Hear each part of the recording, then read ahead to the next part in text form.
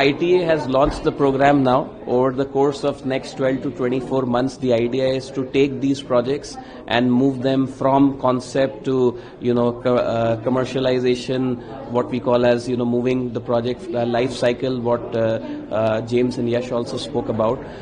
So that's the primary focus, and to do that, they will be leveraging their full global might in terms of number of things that James spoke about, plus also working with the industrial ecosystem in India to actually make this happen. Further, I would say ITA can elaborate more on what are some of the unique concrete plans that they have. You launched your report before, way ahead of this COP30. So what is the strategy behind that? I would say nothing around the strategy regarding COP30. Of course, that's going to be an important event where leaders from across the world will be present. I think from a ITA standpoint, this is an opportune moment. They've invested the last few months to actually see what can be done in India, what they can support, how they can support. So it's very timely in its nature that they now want to move fast. And the next, as I said, 12 to 24 months are going to be important.